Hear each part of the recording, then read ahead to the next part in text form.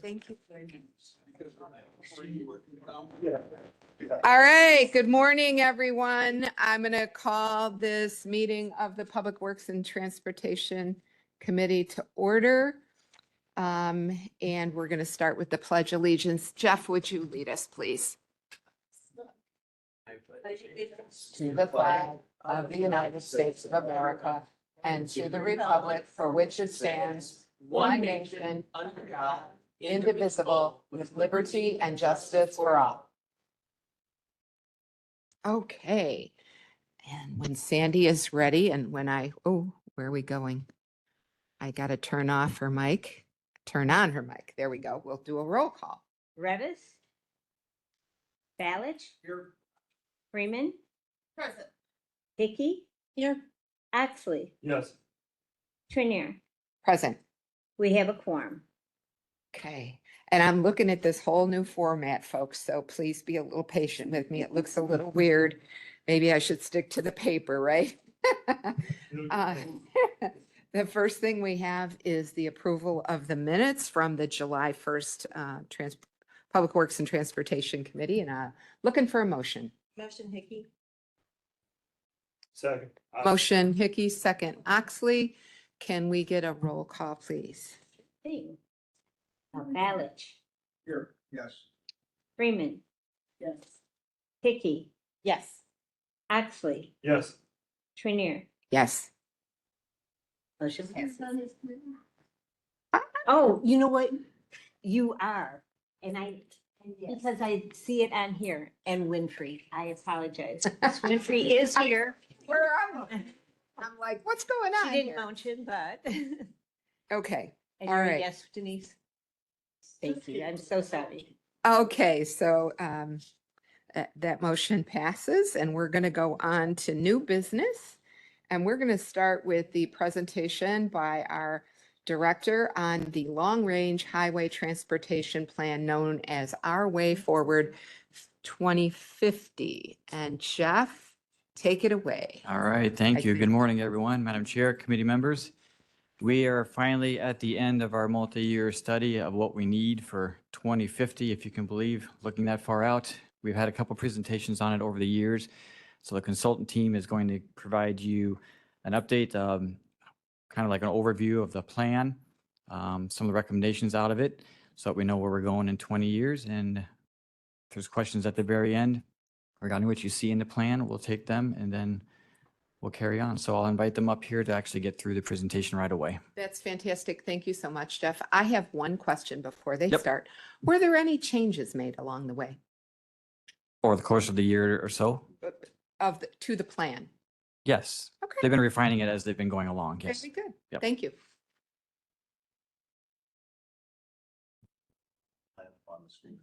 Yeah, yeah, we definitely want to have the plan. I won't call it abuse because it deserved it. It picked the fight first. Okay, if I could ask you, sir, to push your little microphone button there. It's the one with the little body and looks like it's talking. And ma'am, you too. And then I will turn them on. Okay, and now they should be, you pushed yours, honey. I know I did. Can I'm you sorry. push it again, please? All right, now I think, Well, yeah, I think you turned it off, then turned it back on, then turned it off. So now I think. it's- okay, don't touch it again. All right, now, please don't touch them throughout the meeting. You're all on. I don't know who's going to speak first, but if you could start by introducing yourself. Sure. Hi, everyone. I'm Samantha Primer. I'm a transportation planner with Civil Tech Engineering, and I've been working on the 2050 Long Range Transportation Plan for like the last 2 years. So, Thank you. okay, I'll start off. So what we plan to cover today, we're here today to present Will County's Long Range Transportation Plan, Our Way Forward 2050. Our team provided a presentation about 3 months ago to this committee at the May 5th meeting, where we explained the process of creating the plan and provided a draft for comment, review and comment.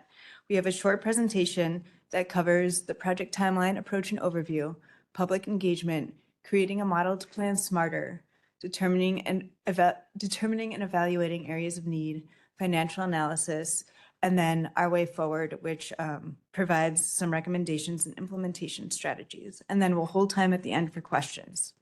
Next slide, please.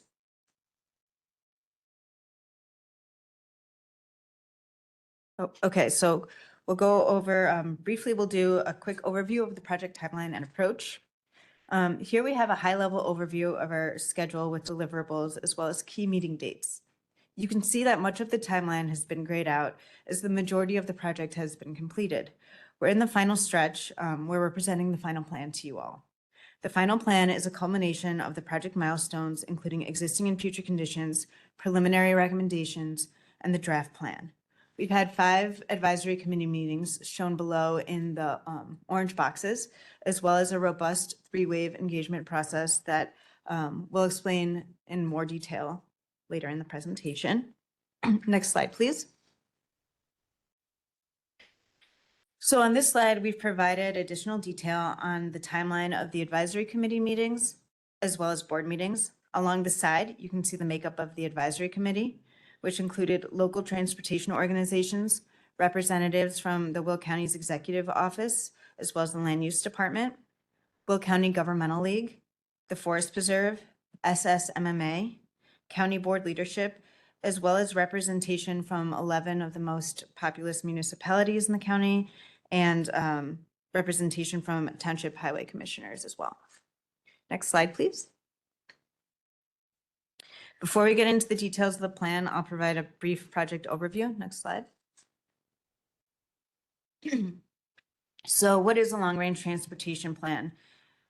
Essentially, it's a plan that identifies a long-term transportation vision. It's a planning document that provides guidance and priorities, but importantly, it doesn't fund the projects. Instead, it's meant to be a resource or advisory tool to help make informed decisions about transportation investments.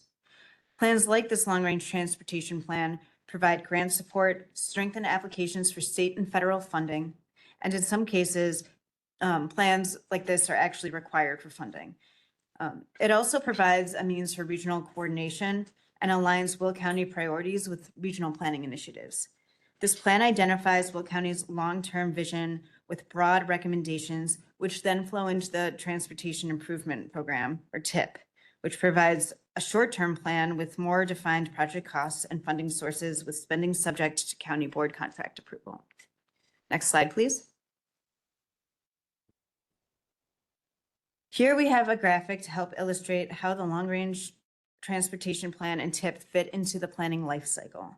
A long-range transportation plan provides a 25-year vision for the transportation network, and to keep up with the pace of change, this 25-year vision is updated every 8 years. The information provided in the LRTP informs the TIP, which is more of the short-term transportation plan, as I mentioned before, that looks 5 years into the future and is updated annually. The projects in the TIP move from the planning document phase to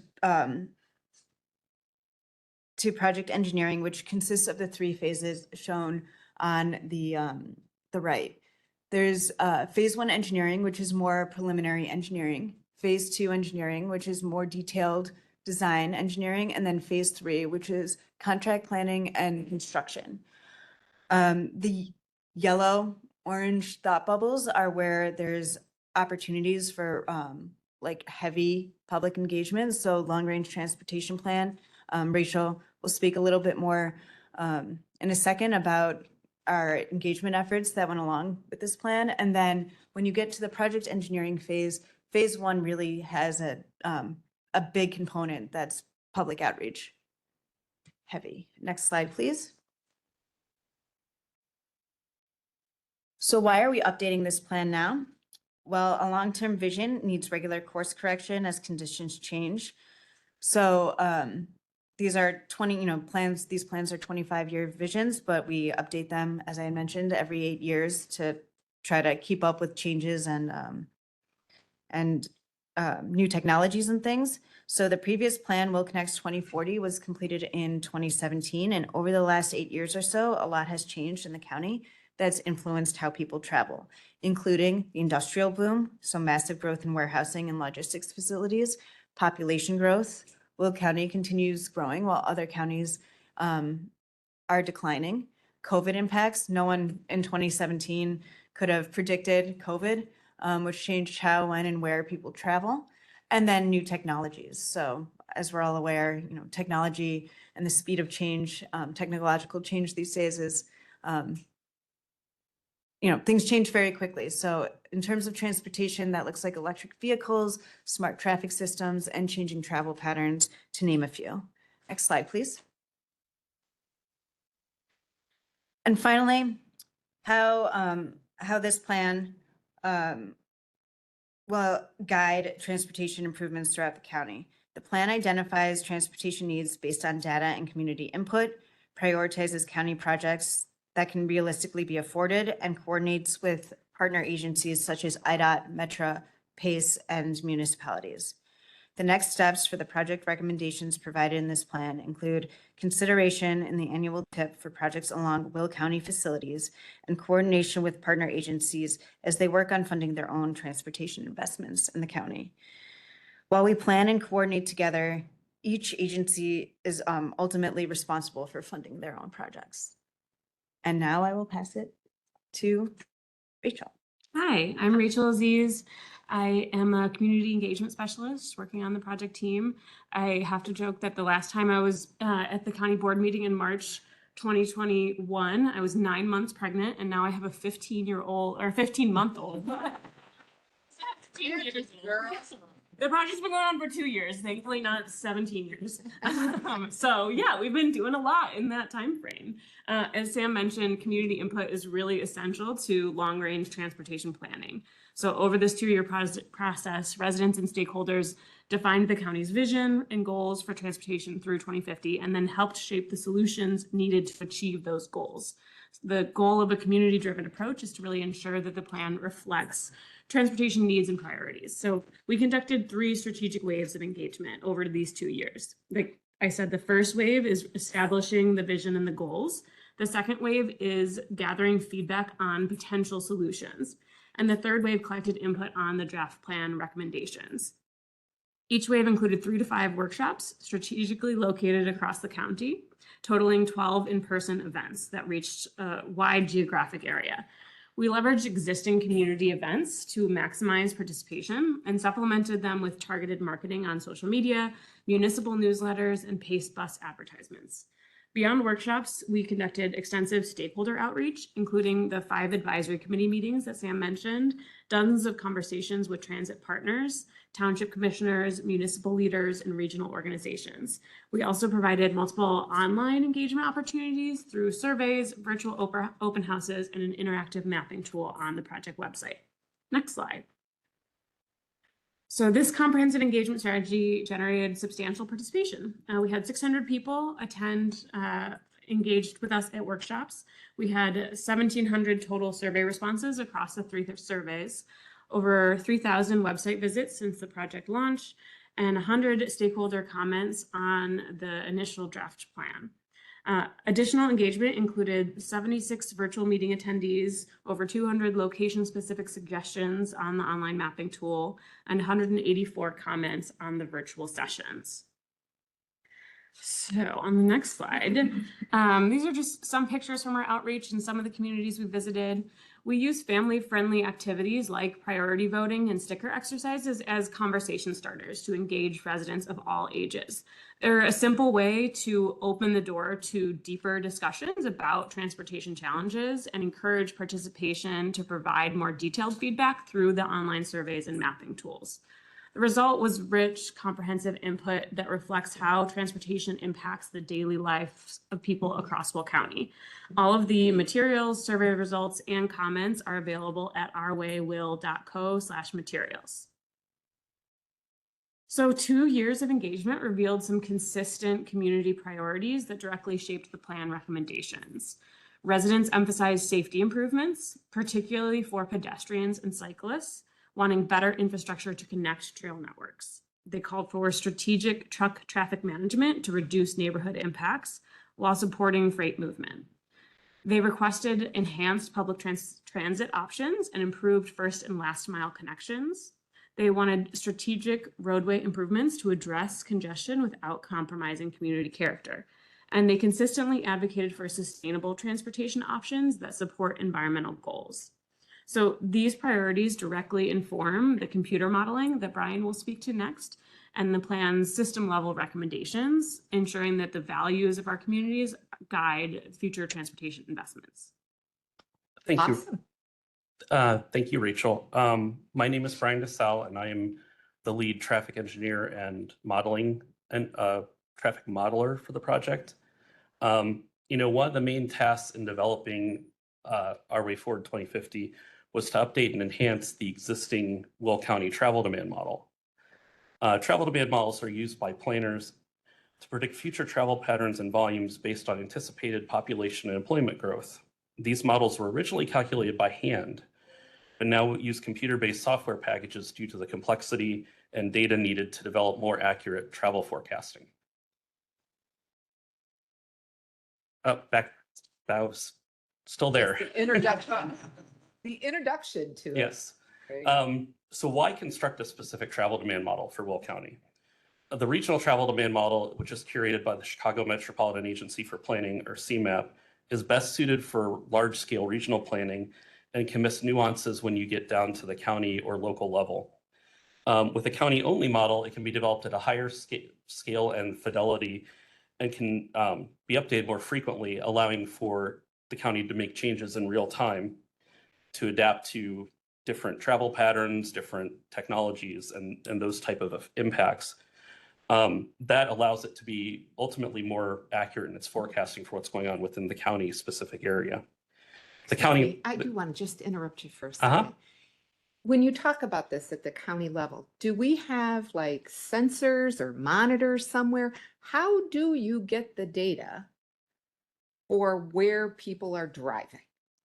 Well, what we did is we collected our own traffic counts.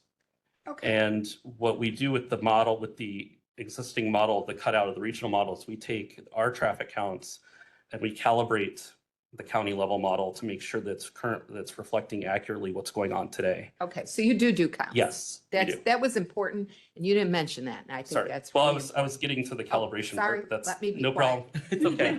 It's okay. No, we took well over 160 traffic counts throughout the county. Thank you. the calibrated See, that's model. super important for Mhm. our committee to know. Sure.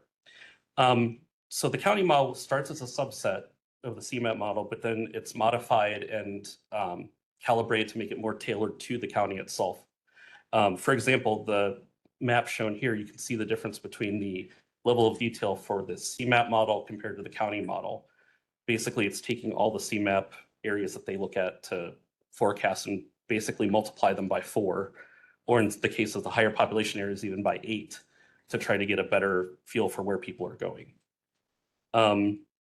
Ultimately, and we also collect, like I mentioned, our existing traffic counts. We collect, we gather socioeconomic data from the Will County development, and also municipalities to help to tweak where the employment is in the model and to make sure that we're accurately reflecting where people want to go, where people are coming from. And this model also includes a freight model to capture where trucks are coming from and going to within the county, since that's a big concern for everybody. Next slide. So this diagram shows everything that goes into the model and everything that comes out of it. The items that go into the model are in the light blue boxes, which are jobs, homes, and people, roads, rail, and trails, your traffic volumes, travel trends, emerging technology, current and future developments. Those all go into the travel demand model and then are modified by the qualitative data we get from public involvement. And we get, on our base level, we get the dark blue outputs, your congestion, travel patterns, current and forecast demand, and what changes to the network may have on all those things, all the other pieces. As you can see, it's very data driven. And the better the input data we get, the better the forecasts are. Existing data is used to calibrate the travel demand model, and so that way we get current travel patterns and demands accurately correct the first time. And then what it produces is all this quantitative data that help to inform the plan. It doesn't produce all of it though. There's obviously safety is a big component. That the crash data is not something that goes into the travel demand model. It's something we look at as a separate analysis, and also pavement condition, bridge condition, those types of things. So the travel demand model and traffic is just one piece of the bigger picture. Next slide. So how we use the model in the process. This diagram shows that how the, okay. Actually, I'm caught up now. Okay. This diagram shows how the forecasts produced by the travel demand model help to inform the planning process and how the planning process informs the travel demand model. The process is informed by qualitative data, stakeholder input, quantitative data such as safety and pavement condition and infrastructure age. And all this gets put together and gives us our how we determine what's needed, or conceptually what's needed for transportation improvements in the county. More information on the model itself is included in an appendix to the plan located on the website. Next slide. So next, I'll be discussing some of the process that was involved in determining the general areas of transportation need within the county. So the initial set of transportation needs were determined based on data forecasted by the travel demand model, as well as stakeholder input and qualitative assessments.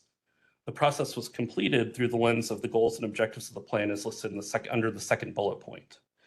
The evaluation criteria used in determining how critical of a need each project addresses will be discussed later in the presentation. Next slide.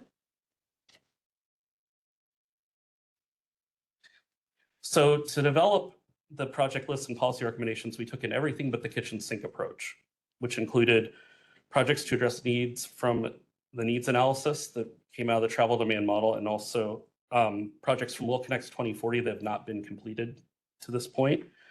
Projects from the IDOT and Will County 5-year plans as of 2025, 2030.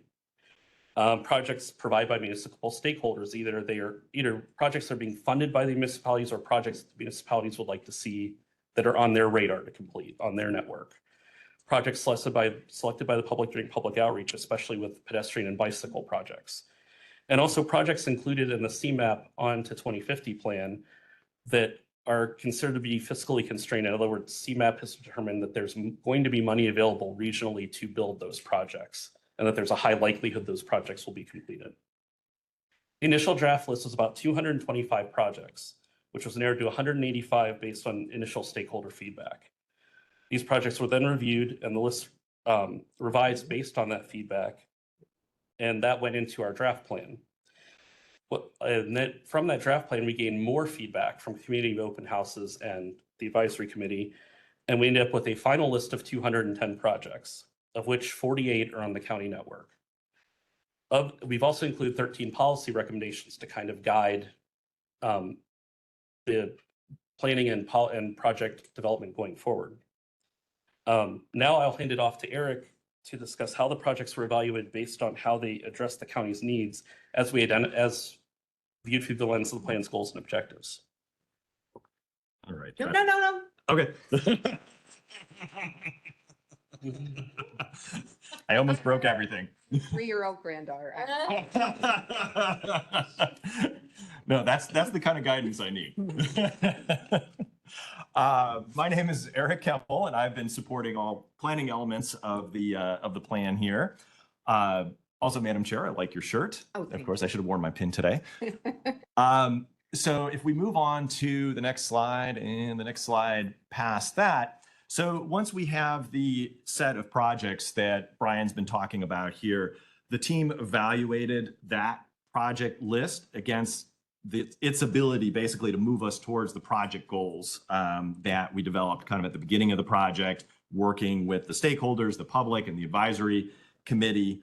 And we used both quantitative and qualitative measures, with the understanding that the quantitative measures are sort of limited by the data and the tools that we have available. And so this table just gives you a glance at the types of quantitative measures that we use to evaluate those different types of projects. Next slide, please. So we recognize in anything like this with our various magic crystal balls that there's endless variables, right, that can affect the future. And we did want to test the sensitivity of the analysis a bit against at least one potential risk. And it's the type of risk that I think we think about a lot here in Will County, which is the possibility of even more robust growth in warehousing and shipping, for example. So what would happen if we took those projects that Brian was talking about and we ran them through the travel demand model, but with much more robust and faster growth in freight and logistics. And ultimately, we found that the proposed set of roadway improvements really sort of perform well in both scenarios. If we go to the next slide, speaking of variables and uncertainties, many stakeholders throughout the process asked about how we consider the proposed airport in the plan. Now, Will County DOT has been closely following, as we all have, the ongoing planning and state procurements around the airport, but ultimately the exact shape, size, use, demand, timing, and so forth at the airport is a bit uncertain, and the decisions are kind of in the hands of IDOT and the FAA. So what Brian and his team did in the travel demand model was kind of created in a way that would allow for the addition of the airport and its projected demand, travel demand, in the model in the future. And then the plan could be amended to include those results and update the roadway recommendations accordingly. Next slide, please. And then you can move on to the next one. Thank you. So for all of the projects within the purview of Will County DOT, because on that project list, we include transit recommendations and maybe recommendations for other facilities, but for the ones that are on county highways, the plan includes a high-level comparison of project costs and projected revenues, just to kind of see what the universe of possibilities is in the future and what could really potentially be funded. And this is referred to as the fiscally constrained project list. Now, roadway improvement costs at this stage are very much at a planning level, as really the projects are not very defined, right? Brian, in his travel demand model and using safety data and other things, we've identified the places where there are projected to be issues and challenges, and what that project to address that is, we don't really know yet, but we attempt to assign some costs to that based on past experience, just to kind of do this comparison and again, see what the universe might hold for us in the future. So we consider the capital costs for the new projects, and we also consider operating and maintenance costs for both your existing network, as well as if you were to expand with these new projects or widenings or whatever, what would that future system also cost for operating and maintenance? That's a heck of a crystal ball, given that this is going to 2050. Yeah, I mean, and that's what it is. I would consider it or think about it like a retirement plan, right? You kind of need a plan. You need to say, what are my mortgage costs? What are my healthcare costs going to be? How much money do I expect to make from my 401k and all of those things? And let's face it, there's going to be dips in the market. You're going to have an unexpected health issue. You may change where you live, but you still kind of try to set out a plan and just see, well, what could this look like? And within that, you update that over time, right? And so we use on the cost side of things and also on the revenue side of things, we use a lot of historical data and in terms of how things have been trending. Particularly on the cost side, obviously, we try to be a little bit more conservative because you've got inflation costs and a whole host of other things that make things more expensive as we look into the future. So we try to be conservative on that side. We also try to be conservative on the revenue side. So on the revenue forecasts, we also look at historical data around the gas taxes and sales taxes and federal grants and whatever the county's been using to fund highway improvements for county highways. But again, we try to temper what the historic trends have been, because honestly, they've grown pretty robustly over the last 20 years. We try to take a much more gradual increase, again, thinking about things like declining gas taxes and perhaps growth that might level off and so forth. So if we go to the next slide here, thank you, we see the results of that analysis. And really sort of the key takeaways here. Well, first, we take out the operating and maintenance costs first, because that's kind of most important. We want to make sure your existing system, the money is there to maintain the existing system. But even once you remove that, really most of the highway projects that were on Brian's list really could be funded within the projected revenues, with some that don't quite make it, but overall, pretty good financial analysis there. So if we move on to the next slide, and then the one after that. So what does this really mean then for the future, and what does the county do next with a document like this? Well, so now you have this plan that provides a set of recommendations that the county can consider in the future for every year when you're looking at that shorter term tip that Sam talked about, right? You've got some information here that can help you with that, or when the county board is considering project contracts to approve and things like that. Again, you've got data, you've got some information. Hopefully this helps with that. And also having this plan will help the county and also your local communities in pursuing grants in the future, because whether it's the feds or the state or whatever, they just like to see that this isn't just some project that somebody just grabbed out of the air and said, I want this project, right? They want to see that you've given it some thought, that you've talked to people about it, that sort of a thing. And that helps with applying for grants. Many of the recommendations in the plan, as we talked about, are outside of county highway improvements. And so that involves continued coordination with your federal, state, regional, local agencies. And this plan will help them in their work too. So they can point to this and say, well, the citizens of Cook County, I'm sorry, I'm a resident of Cook County, citizens of Will County have basically said, hey, we like this, this new bike infrastructure, or we would like this new bus route or something like that, right? So it's helpful for them too. And ultimately, again, at the end of the day, the data, tools, and analysis in this plan can be adapted in the future as conditions change.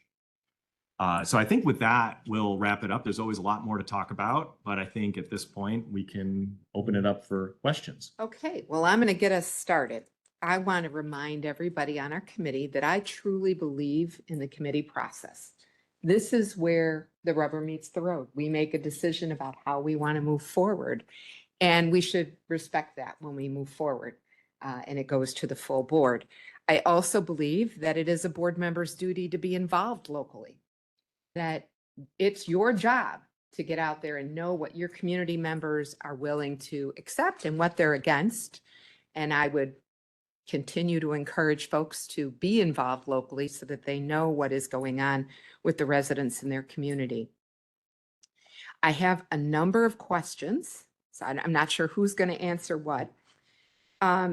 But I'm guessing the airport is in the unconstrained category. Any kind of road improvements there? Do they show up in the unconstrained that starts on page 68, I think? Right now, the airport is not in Not in the listed plan. anywhere. No, and the reason why is because by the time IDOT starts making decisions that are something that the county can act on, We'll be on to the we're going next to be on plan. to the next plan. Okay, that's okay. Data and community input. What weighs heavier with you? Or are they equal, or is one higher? You know what I mean? Because you get data, tons of data, and maybe you don't get as much community input, at least from the numbers that I saw. So which do you consider more, or are they both equal? Maybe I'll Yeah. take a stab at this, and then my colleagues can weigh in, and if you'd like to weigh in as well, Rachel. I think it depends on the situation and the exact thing that we're talking about, in the sense that we maybe use the information in slightly different ways. And here's what I mean by this. so we look at the data, for example, that Brian was talking about here to figure out, hey, here's a segment, here's an area where we should look at a potential need, whether that be a safety need or a high traffic volume need and congestion and that sort of a thing. And so we identify some potential areas for improvements and projects there. And then we talk to folks over in this community and they say, we really need, we have some safety issues with bike infrastructure. We really need more bike infrastructure over here, just as an example, right? So then we include that as a need as well, right? So if we consistently hear folks telling us that there are specific needs somewhere, then we evaluate that, then we look at that as a need. Similarly, when there are situations where we have the data pointing us to a potential problem, and then people in that community also say, and also that is a real problem, then we've sort of documented that as we have both community input and data to point us to this. So in the plan, I believe in the tables, we kind of indicate when we have one, the other, or both kind of pointing us to this being a particular need. And then there are also different stages in the planning process where that kind of stakeholder and public input sort of fed into the process. So for example, very early on, we needed general guidance on what are we even trying to achieve with this? What are the big picture outcomes that we want as a county? Are we trying to improve the economy? Are we trying to make things safer? Are we trying to make it easier for people to access jobs by different modes of transportation? What is it that people want? And so that piece, that's heavily driven by the outreach, both to elected officials, engineers from the townships and the local communities, and then also the general public as well. So that sort of general framework that we then use to move forward and evaluate everything within is really very heavily driven by that outreach. I don't know if and anybody else wants to. Oh, yeah. Yeah, or Do you want to sit? Here, Well, go ahead. I Don't think, touch the button, please. I'm not, I feel like this is Willy Wonka and the Chocolate Factory where if you press, anyways. No, they work together is the short answer. There's not a defined hierarchy that one is more prominent or important than the other. And so our existing conditions has our data sets. Our outreach components has everything that we've heard. And then it's on us to meld them together. I'm trying to ask some more general questions because I think our committee members, most of whom are new, and in fact, even though I've served on the board over 17 years, I've only been on this committee once, and that was back in like 2009. And I was only on it for 2 years. So, I'm still kind of a bit of a freshman myself. So it's important to me to lay some groundwork. Your presentations are good, but there's more to it. And again, we're coming in kind of in the middle, as we always Right. will, because projects are already in progress. Things are already happening, and now you're adding more info. So speaking about crash data, I learned fairly recently that somehow you don't always get all the data you think you're getting. We hired a traffic count person in DuPage Township, and she came up with some crash data. I guess she used IDOT. Really bad idea, because there's all kinds of local crashes that IDOT never hears about. So I'm asking, do you get local crash data or just IDOT? at this level of analysis, which is the high level regional view, we basically pull whatever records, whatever police records and crash records are in the state database, which would be IDOT. Now, when you look at individual project development, that's where you pull in not only IDOT, but also whatever local things are available. Did you do that in this, or does that come later? That comes later. In the when we look phase at it. one. Right, correct. Because at this level, we basically what we're looking at when we put out needs is we say, okay, there appears to be a safety issue here. So we're going to identify this as a safety need. It is incumbent when we get to the phase one, the actual project development process, that they take another look, because by then we're going to have another 5 years of crash data anyway. It's going to be further down the road. And so then you pull in every set of safety data you can grab, including, in and I mean, they're even developing near miss cameras now. Okay. Where you can put out at problem locations and try to identify safety problems before they become crash problems. And so all that data is done at a more detailed level when we get to phase one. I think this is a good example too of where community engagement and technical analysis come together, because in the existing conditions report, we clearly say, here's 5 years of crash data from IDOT. Do you agree with this? Like, do these locations look like they're the locations that feel unsafe or where crashes occur? And you're asking the community that, and Correct. all of that depends on how engaged or disengaged the community is. Because there are a lot of pressures on our residents right now to keep track of multiple levels of government, children, mortgages, groceries. Let's talk about the price of eggs. It's a pretty big deal. So how engaged are the municipalities? And I guess I want to know who's on the naughty list? Who didn't come and talk to you? Well, I think want to know. we who's don't- engaged? we don't have a naughty list, but I think like Rachel's team, like the whole like 12 areas in the county, we tried to be there in person Mhm. to make sure that we got, I mean, we did get better turnouts in some locations than others, but there are also some of those communities are a lot smaller than like, say, Joliet, so. Yeah, I would say, that's why we go to events most of the time instead of asking people to come to our events. Sure. We host our own events when we have too much material to host at a table at an event. But we definitely got the most engagement where we could go to the holiday pop-up or like the holiday Apparently, shindig. I don't go to enough events. I'm in one of the larger communities in Will County. I never saw you. Which community? Bolingbrook. Okay, I don't think that we were in Bolingbrook. That we were in Plainfield. There are a lot of communities in Will County. So Yeah, we tried there are. to do geographic diversity every time we were planning an event. We looked at the map. We try and understand what are the biggest events in those places so we can get the most engagement. So we're not asking someone to take their time to come out to something. Right, and we only have one county road in our municipality, and only a portion of it is county, so. Okay, I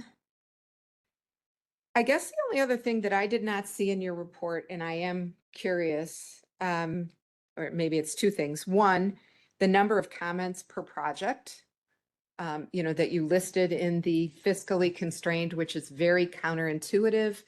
Fiscally constrained means to me and every one of my board members that went to the meetings with me, that you don't have enough money for those. And in fact, it's just the opposite. Fiscally constrained means those are the projects that are moving forward. The unconstrained are the ones that we don't have the money for in the modeling.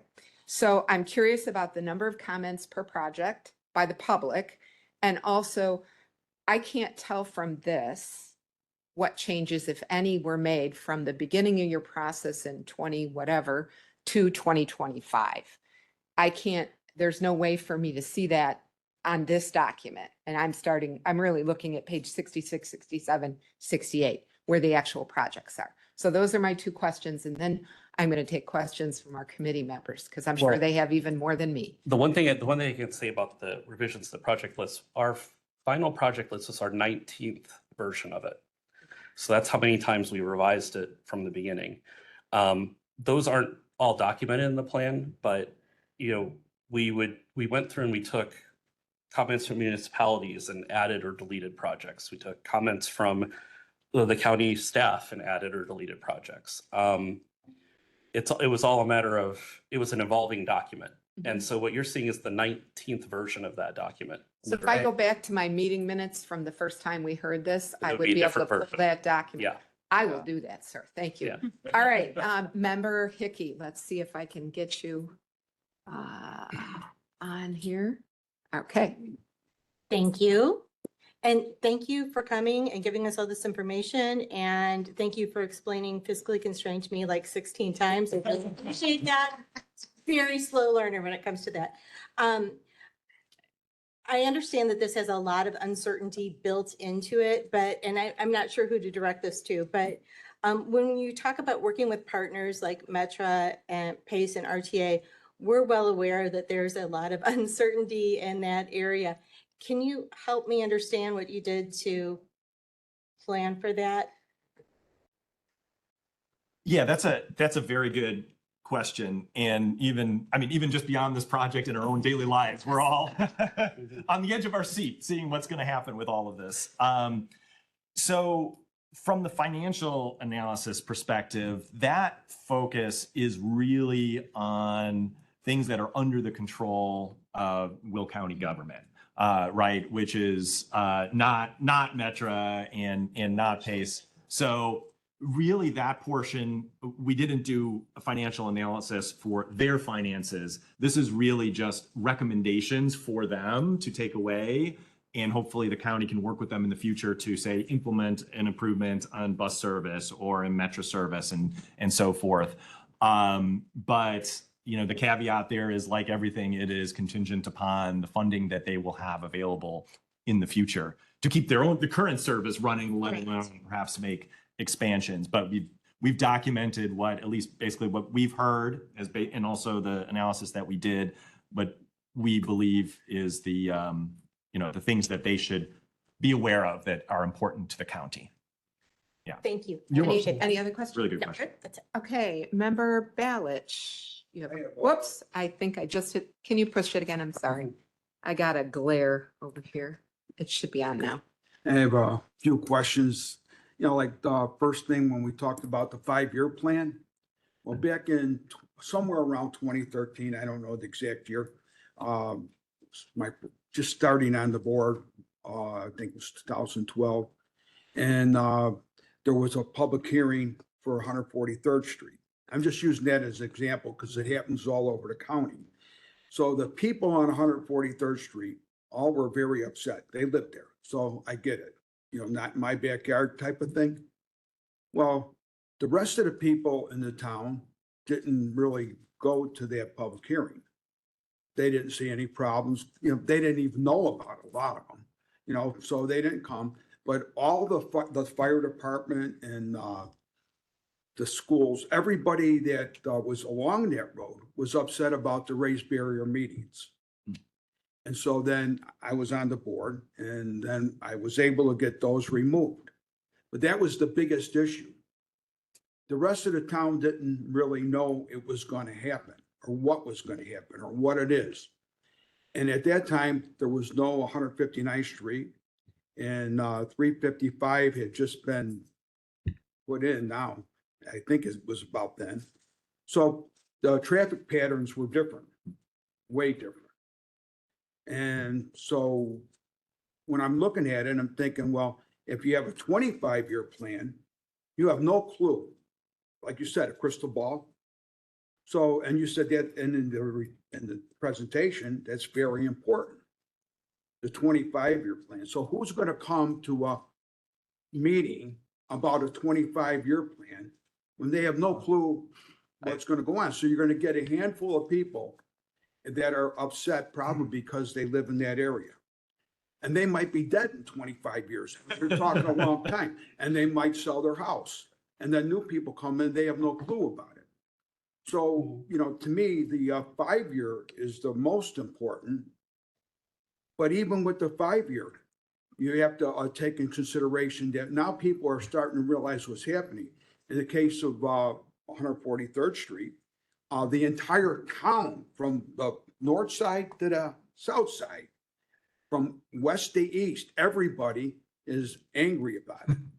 And why? Because everybody knows that the ranchers that are have farms or ranches, whatever you want to call them, on 143rd are not going to be able to survive, and they're going to have warehouses there now.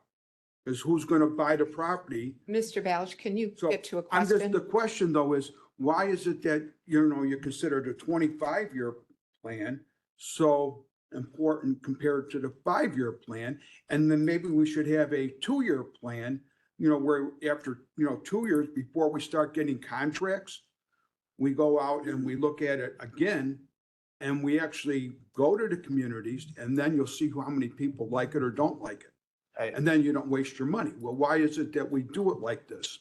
I think, and we can flip back to it if we want. There's a slide that we specifically set up to try to address this that Sam covered here, where it talks about the tip or the long-range transportation plan, how that informs the TIP, and then how projects come out of the TIP and go into phase 1, 2, 3 engineering. I think, when you look at things like COVID or industrial growth or things that can happen or everything that's happening surrounding Will County and the need for regional connectivity and partnerships and things like that, that's what we were trying to explain is the reason for a long-range plan. Like, we understand that, like, we're not trying to hold on to the 25 years, like Eric and Brian are not pretending to own crystal balls and say that we know what's going to happen. We're looking at trends, we're looking at patterns, we're looking at data sets, and we're getting input.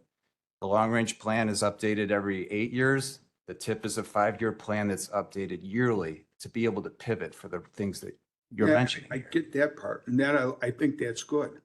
And then the other question I had is, when you do your traffic studies, do you take into account the traffic that is going that way is going it because people go to the fastest route? And so I know the Village of Homer Glen just did a traffic study, but I don't even know the results, but whatever it is, how do you do a traffic study when there's construction all over the place?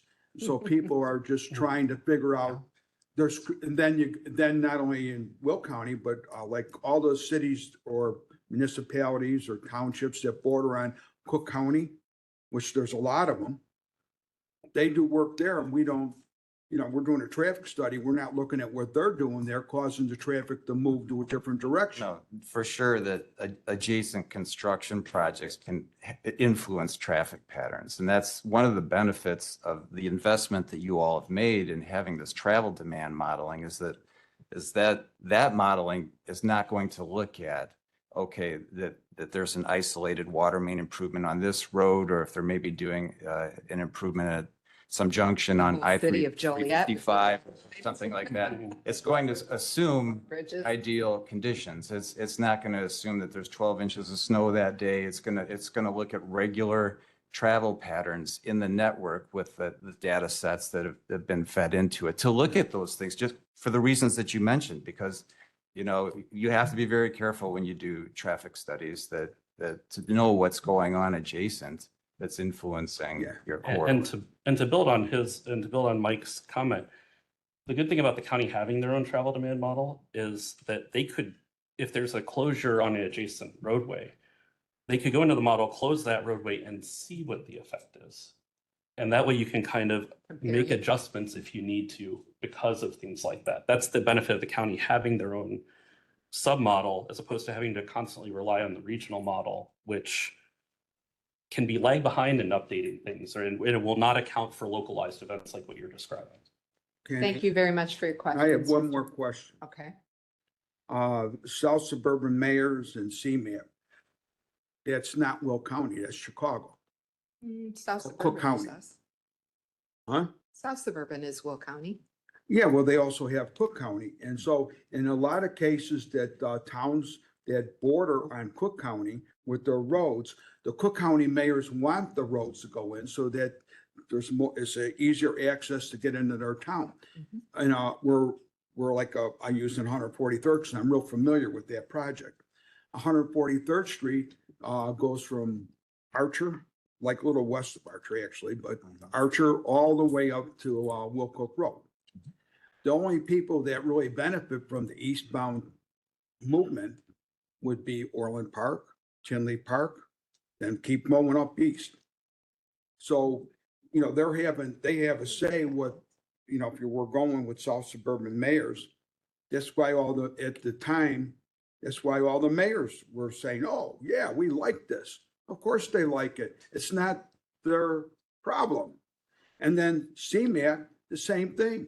Okay, so the question? So question is why are we even having them? I mean, they should have a little bit of input, but most of the input should come from here, from Will County. Okay. That's the most And that's important your thing. So question. why is it that they Well, get a big input? I think, like when Eric was talking about the finances towards the end and how, how it was all put together to create the master list. we were recognizing that we're in the long range stage, it's not defining the scope of a specific corridor, because I think that's what you're getting at. That happens in the phase 1 studies in terms of like the more detailed, like looking at every driveway, every intersection, all of those details at that level. This is more of a programming, like, is there a need down the line for this road to be improved? And I think it would be fair to say that we don't look at Will County as a walled off community. We don't have a wall between us Right. and Cook County. People move, they drive from county to county. I go from Bolingbrook to Orland Park. I've taken 143rd Street to get there. I'm not from Cook County. I'm in Will County. So to me, it's like, it's unfortunate, but we have growth. People keep having babies. They keep buying cars. They keep getting jobs. I'm sure the people that were displaced when the Eisenhower was built were not real happy. I would imagine they were pretty angry. I would say, I think it's fair to say that the people that are being displaced because of the rebuilding of Interstate 80, not all of them are really happy campers right now.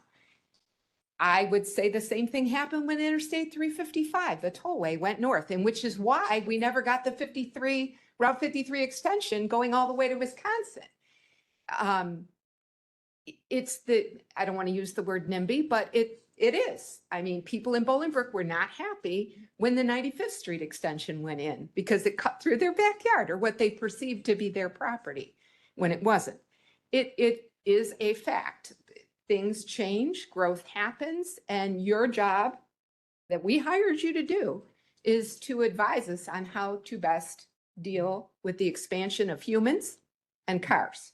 And I think that that's a pretty fair statement. Mhm. And it's unfortunate that sometimes people aren't happy about it. It's our job to speak up for those people, I feel, and or share with them the data and the information on why we're making the change that we're making, which is what I did when we did the 95th Street extension. So I want to thank you for being here. Well, I wait a do minute, think I'm we not have done. You wait, another wait a minute, I'm not done. How many questions do you interrupted have, me. Steve? I still I don't have the answer exactly what I want. Go ahead, ask your question. Again, the South Suburban mayors and CMAP basically care about Cook County. You got a handful of South Suburban mayors that are It's an in Will. opinion, that's not Right. fact. And the people in Will County should matter more than the businesses and the people in Cook County. And what are you guys doing to protect the people in Will County when they don't really want something and there's alternative ways to get to those destinations? Were you given guidelines? Why- when we I hired just- you I that just we should like protect all- our all rights? Why are they involved at all? So I mean, they the could- steering committee, the advisory committee included only people from Will County. CMAP and the South Suburban Mayors Association, Mayors and Managers Association, they were stakeholders. So we had a meeting with them and we got their input, but they were not core stakeholders in this process. So Okay. the public, the involvement that we did was all Will County. The advisory committee was all Will County. We met with them because they are stakeholders, but I wouldn't call them like a core stakeholder and a core Well, you people. you didn't say that. You gave the I mean, implication. we like also met that's with a big Indiana too as well. We tried to meet with all of the neighbors, not just focus on ones that might be perceived deal. as Okay, well, favoring Cook that County. answers the question because you didn't say that. You Yeah, just they were mentioned stakeholders. that they're involved and I'm like, well, why? Next question. No, I'm done. Okay. Mr. Butler, you had a question? Okay, so when you do your traffic studies, how do you know how many people are in that study that are from Will County? I mean, unless you take their license plates, you can't know, right? Well, what we did find out looking at when we built the travel MML is we can predict how many people are coming in and out of the county. I couldn't tell you the exact road they're on and what percentage of each, So my is it, point, but we can say that there's this many trips into the On county a, for on a might- specific corridor, we don't know who's a Will County resident and who isn't, but we have the overall volumes. Right. And kind of understand those flight paths. And then to Brian's point, in the existing conditions. So we- not to take up too much time for this committee, maybe I'll direct that a little bit better. So my question is, if we don't know exactly how many Will County citizens are actually using a particular portion of road that we're going to, enlarge or whatever, why do we have to enlarge it? I mean, this goes to a broader sense of, of community and people's rights. So what if the traffic gets a little bit heavy? Maybe people from out of town or who don't live in that area decide that the traffic's too heavy and they go a different way. In the long-range plan, all the projects that have been Mhm. identified, it's not specifying the scope that the road is It is like, our best guess. there's based on- programming estimates put together based off of the needs, but it's not determined at that stage what the outcome is. Okay, and when you do your meetings with your outreach meetings, how much weight is put on the participation and the opinion of the people in that area? How much weight? I Like think when I you, asked that when you, question. Yeah. you talked about you take them all and you listen to them all and you decide. But I want to know when you're deciding, how much weight does the people that live there have in that decision? So at this phase, like, we're looking at the long range, the vision, the goals, those broader ideas of what we want the county to be. In which case, the opinions of people who participated in this process are weighted very heavily in the Oh, vision and the goals and the okay. objectives. That's awesome. When I'd we love get to hear. into like individual, sorry, go ahead. You answered my question, so I don't want to, I want to get through this quickly. I'm glad to hear that. Also, how much does the local government play? Like, how much weight do they have? So if local government objects to it? I think heavily. I mean, most of the comments we received on the initial project list were from local municipalities and townships. And they Okay. weren't all glad this project. They were, we don't like this project, remove it. So I love that too. So does that mean if public opinion and local government were against the project, that would outweigh the project? I mean, since they're both very heavily weighed. I think that in some cases, yes. And I mean, unless there was a really major need like safety. Okay, Like if we so saw it's that got to be a there's- safety issue we're talking about. There's the only thing that can outweigh that. I mean, it's when it comes to like traffic, we don't know for sure. So we we can suggest a project as part of the long range plan, but ultimately there's only- there's I- when they one more- develop the projects. I just have one more question for you, because like I said, I came in, I'm grateful that you allowed me to You speak. asked the question earlier. You weren't here yet. That's okay. Okay, and then the last thing is, I'm sorry. How come, like during these community outreach, there aren't specific invitations sent out to representatives of those areas?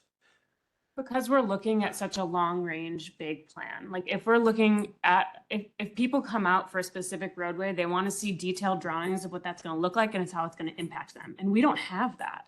So we can't say everyone along this roadway is invited because it's too big picture. And that's No, where the. what phase I'm of saying is engineering comes in. representatives of those people.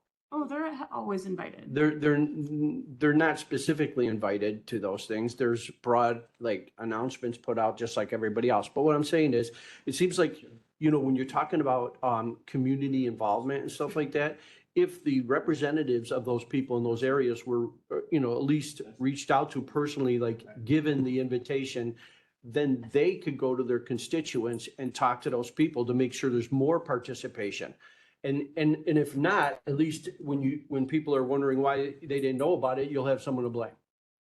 Yeah, so our stakeholder list included all of the municipalities. I can't say we did individual outreach to every municipality, but if we were going to be in one community, we reached out to the surrounding communities. And it's also the board, we're looking to you all to help share if we're going to be in Plainfield for this event, please reach out to your. We've gotten those notices. As part of as part of the plan, I would like to see that board members specifically be alerted and told about meetings so that we can go out there early on and either get a feel for what the community thought at that time, so we can be on board with you, or be like, hey, no, this is the way it went down and they objected to this. And then it would happen early on, so a lot of money's not spent and things can be headed off or altered to be Mr. something more Butler? comfortable. right, thank I you very- like your idea. No, I want you to stay engaged. I'm not sure exactly who signed the contract or engaged these folks for this 25-year plan process. But if it was in fact our Director of Transportation, I think we can certainly ask him to make sure that's a part of the process as we move forward. I think it's a great idea. I do know they have sent us notices about all the public meetings. What we didn't get notified of, to my knowledge, and maybe Member Freeman can contradict me, was when they were going to be in Plainfield at a community event. We weren't aware of the community events that they went to because we could have tried to bolster the crowd, I guess, as you were suggesting. And I think it was a great idea, but I think it's incumbent upon us to make sure that's a part of the contract that we're requesting it. So good point. All right, thank you. And now we have Speaker Van Dyne. Okay. Go ahead, Chacon. Thank you, Chair. I would just like to make a comment that, the people of Will County and their opinions are very important. But we also have to remember that people from Will County also travel to Cook County, down to Springfield, and thankfully for them folks that make those decisions, we do drive on IDOT's roads. We do drive on county roads. Back in 2019, this board made a decision to raise the gas tax 4 cents a gallon. And it wasn't a very popular decision, but at the time, there was a traffic study done that 65% of the traffic through Will County does not originate from Will County and travels through and goes to another county. Therefore, we are able to capture all those extra dollars to improve our roads. Thankfully for Cook County, DuPage County, they are doing the same model. They are providing safer roads for residents from Will County to travel through their county as well. I think it's a regional group effort for all of us to consider. So that is my comment, and thank you, Chair, for allowing me to speak. Absolutely. Member Freeman. So my question kind of goes along with what Speaker said, and Dan Butler had brought it up. When you're doing the study, you're talking to the surrounding areas, not just Will County, because they are next to us and we all interconnect. And you talked about that interconnectivity. But you don't really break it down as per car or where they're from. Mhm. Do you place the counters strategically so that you're getting a good number? That we do. We when we were putting together the county travel demand model, we developed, they call them screen lines. You draw a line across the county and you put a traffic counter, you put traffic counts along this screen line to make sure you're capturing traffic across all the major east-west roadways, all the major north-south roadways, and you spread them out throughout the county so that you can kind of get a picture of where, how traffic's dispersing. And that's also, when we put that into the model, it tells us, okay, we're pulling, say, traffic from Indiana across these roads into, the Peatone area or the Manhattan area or those types of things. And that's where we get our general numbers is, we can take a look and say, okay, we've got this many people crossing into the county. If we really dug in, we might be able to tell you how many are from Indiana. But that wasn't necessarily part of what we were charged to do. But, it's one of those things that's why we collect data within the county. And also, we even have a cordon around the city of Joliet to determine who's going into Joliet, who's coming out of Joliet, those types of things. So I live in Plainfield, and to Chair Trainer's point, I don't remember a meeting coming to Plainfield, but I'm often not included in those conversations with municipalities because I'm county, they're municipal, and I could have missed it in an email. It is highly possible that occurred, that I didn't read all the way to the end. I usually do, but there's occasions where I miss things. And I have to say that I live in Plainfield. It gets very congested. I will often take a side road to try to get around. Don't try it right now because I have all kinds of roads closed, just saying. But you don't track that either. Who's traveling from what municipality and using a municipality's road and another municipality's road, correct? We don't get into individual routes of people. We could say that this is how much time it takes to go from here to here, but we don't like look at exactly where they're going. Because we're all connected. Right. And that's the goal, right? We focus more so on sizing facilities, safety and condition of the roadway assets. And so, I mean, there's a lot of big data out there that we have not used to see who exactly is doing what, where, you know? So is it safe to say that your overall goal with this big 25-year plan is that traffic can actually move smoothly through the county? It's balance. It's but- balance. I mean, there's a lot of corridors that there's a few locations we intentionally kept, like we did not, one of the things we put when we were costing these, like for instance, Wilmington Peatone, we did not say that's going to be a 5-lane facility. We said it's going to be a 3-lane facility. It's what we're guessing based on the numbers. There's some that are kind of iffy. We tried to be conservative and go smaller instead of larger because there's a lot of sensitivity there for everybody. I mean, not just in Will County, but everywhere. And so that's, in general, we tried to keep facilities smaller instead of larger. We also Those too, are just, those ones that want you to build it as big as it's gonna ever need to be. The tollway, the 355's been under construction every single year since it's been built because they didn't build it big enough. I-80 is another one. 80, Yeah. yeah. I mean, it's everywhere. Weber Road. I was Go just gonna ahead. say Yeah. too, with, I mean, a lot of feedback on non-motorized usage as Yeah. well in terms of Mhm. pets and Yeah, bicycles. there's a things lot like of that. people using And bicycles. those people are not looking at like, what's the fastest travel time for my car? They're looking at all the other features within the network for Yeah, I'm connectivity. happy that So- you're looking at bicycles. My son is a dedicated bike rider. He rides 6 miles daily and carries his bike up 3 flights of stairs and down 3 flights of stairs. So, but he's like, if I can ride my bike, I'm on it.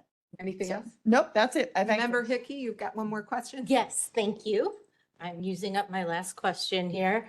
And remember, I'm the one that needed 17 explanations of fiscally constrained. So 16. I'm really probably beating a dead horse here, but I think that what I'm hearing is that when you're looking at stakeholders, you're not just looking at the people that are driving on the road. It's also the people who have to endure the traffic on their roads. Is that, okay, okay. I just want to make sure. I wasn't sure. Thank you very much. I want to thank you all for being here. Just to remind our committee members, we are not voting on this. This was a presentation today. So thank you very much. And we're going to move on to our first item that we are going to vote on, which is item number 2, 25-2128, confirming award of contract to Tri-State Asphalt, let on July 16th, 2025, Will Road District Materials Oil, County Board District 2. Can I have a motion? May I have a second? I think you hit the done button. I hit the done button and it worked. Yes. Can I get a previous? Previous Hickey. Second, honestly. All those in favor? Aye. Motion passes. Item number 3, 25-2132, confirming award of contract to deconstruction. Let on July 16, 2025, Manhattan Road District, Kankakee Street Bridge over Jackson Creek and County Board District 2. Second. Second. All those in favor? And I guess I'll say those opposed, but pretty much that's everybody. Motion carries. Number 4, 25-2133, authorizing approval of supplemental professional services agreement with ACOM Technical Services, Inc. on Bell Road from 159th Street, sorry, to 151st Street, County Board District 4. Second. Question. Yes, sir. Is there a timeline on? Oh, let me turn your mic on, please. Pretty please. You can take anyone you want. All right, thank you. Is there a timeline on this, Jeff, for completion? I mean, people Yeah. are jumping up and down out there, and which I Yeah, get it. the completion, I think they're still working on a final schedule with IDOT getting that approved, but essentially all lanes will be open by Thanksgiving. We could likely carry over in the spring for like landscaping and maybe final surface. So the target is to get all lanes open by Thanksgiving, correct? What is the approval for supplemental professional services? That's for the resident engineer consultant firm that's out there watching the construction. So That's they've their had to contract. extend their contract? Yeah. From the original. Okay, thank you. And I need a previous. Previous. Second. All those in favor? Aye. Those opposed, same sign. Motion carries. Number number 5, sorry. 25-2140, authorizing an agreement between the County of Will and Illinois Bell Telephone Company. I didn't even know that I existed. know. TBA, doing business as AT&T for reimbursement of relocating facilities for the improvement of 80th Avenue, 191st Street to 183rd Street, County Board District 4. Mr. McGrath. That's number 6. Not on my agenda, honey. 5. Number 5. 5 is 2140. This I got from the website. Oh, boy. Do I have a Second. All those in favor? Aye. Those opposed, same sign. Motion carries. I'm not sure who you need to check with, maybe with Jack. I'll do it. Yeah. Thanks. Item number 6, 25-2134, authorizing approval of a supplemental professional service agreement with Alfred Benish and Company on 80th Avenue from 191st Street to 183rd Street, County Board District 4. Motion Freeman. Second, Oxley. Previous, Seki. Second, Winfrey. All those in favor? All those opposed, same sign. Motion carries. Number 7, 25-2166, authorizing approval of supplemental professional services agreement for design engineering Phase 2 with wow, I don't know how to say this. Ciorba Group for Manhattan Township Road District, County Board District 2. Motion Freeman. Second, Hickey. Second. All those in favor? Aye. Those opposed, same sign. Motion carries. And that was the end of that.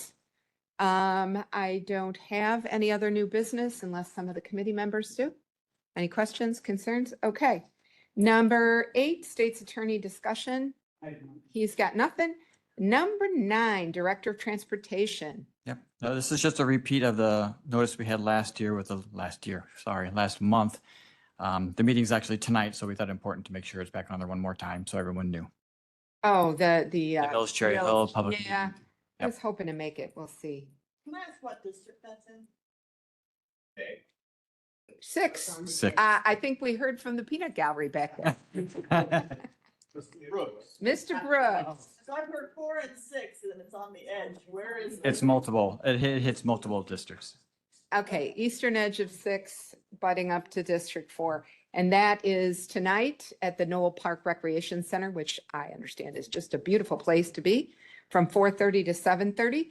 I would encourage county board members to be there. And I know we got this notice well in advance. I had shared it on social media, but it's not in my district, so I didn't make a special effort. Monthly work reports are listed. The maintenance status, construction status, Phase 2 summary. Again, really important reports to review. Any reports from our committee members? Yes, sir. Mr. Oxley, let me turn on your mic. There you go.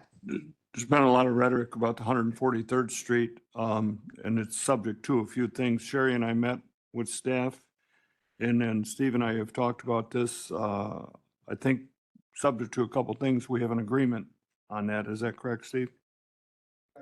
There's things, tentative agreement on work, on a solution to the, whatever you want to call it, to the circus. Have you met with the county executive? Yes, we have. All We right. met with the county executive. Well, I and Chief of staff. Look forward He to had a- something coming to our committee for a meeting agenda. Right, and they have to work this out with Steve and his constituents yet.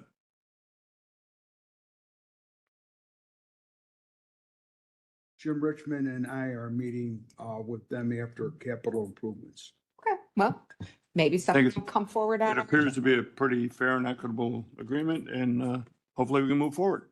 Okay, Thank you. next, anybody else have anything? I Yeah. do. Jeff, is there any plans from the county side on a second bridge in the Lockport area, the Cape No. Farm Road Bridge, or what?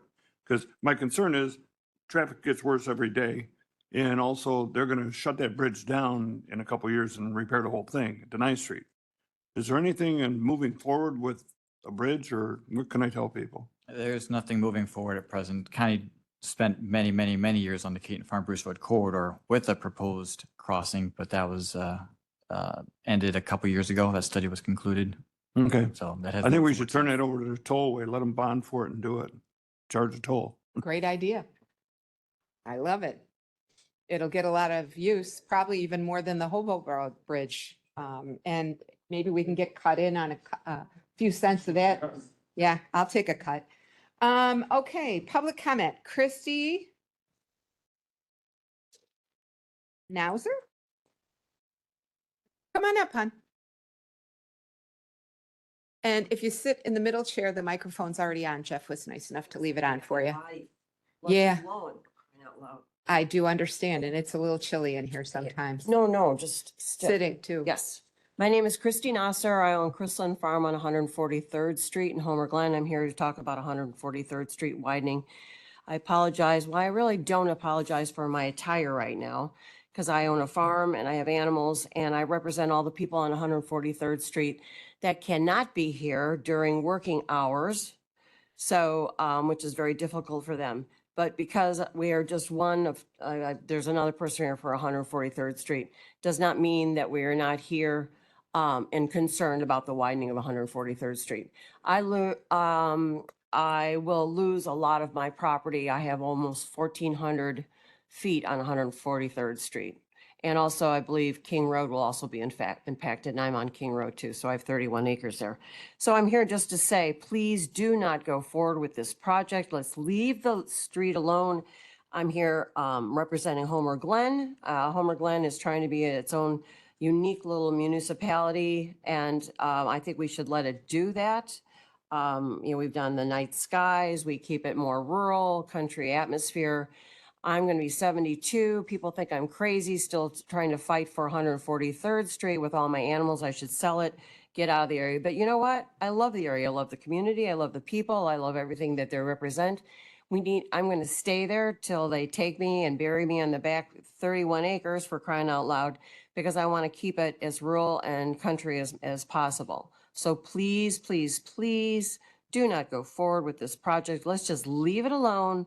Let people go to 159th Street like they were talking about when they did all these studies. And I know darn well that they did the study on the impact of 143rd Street and the widening when 159th Street was under construction. So everybody was on 143rd Street. Last but not final, at 2:00 in the morning, I go down and check on my horses. It was so quiet and peaceful. There's no traffic. You put 6 lanes, basically, you're widening it to 6 lanes. Let's be realistic, because you've got to do all the side and the roads and stuff like that. So a lot of my land's going to be taken away from me, and the road's going to be right next to my barn. But last night was so nice and quiet, thinking that there's no major truck traffic going through there. I could really enjoy all the frogs and all the nature like it should be. So there you have it. Thank you. Thank you for your comments. I have no announcements or reports at this time. I don't believe we have any need for an executive session. So can I get a motion to adjourn? All those in favor? Those not can stay. Have a great day, everybody. Thank you.